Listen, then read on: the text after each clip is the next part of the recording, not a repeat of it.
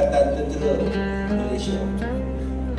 Oleh itu, kita menyambut bulan Ramadan.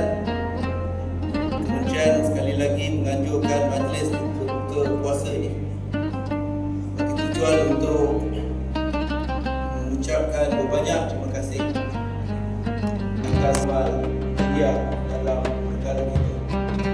Kemudian amat terutang hati dan kemudian berharap supaya melalui majlis berbama ini kita dapat mengeratkan lagi silaturahim ini dan kita akan dapat memberi amaran kepada kita semua termasuk rakyat Malaysia supaya kita sentiasa dalam keadaannya dalam soal kita untuk sama-sama memperuntukkan keupayaan keselamatan kita.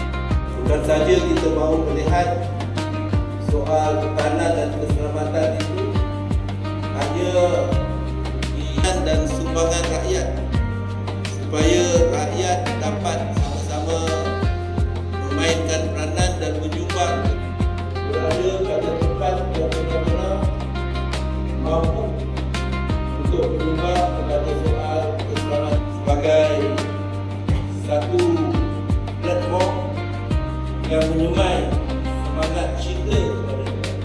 Ini sangat penting supaya rakyat ada untuk membantu, untuk bersama-sama membantu bekerja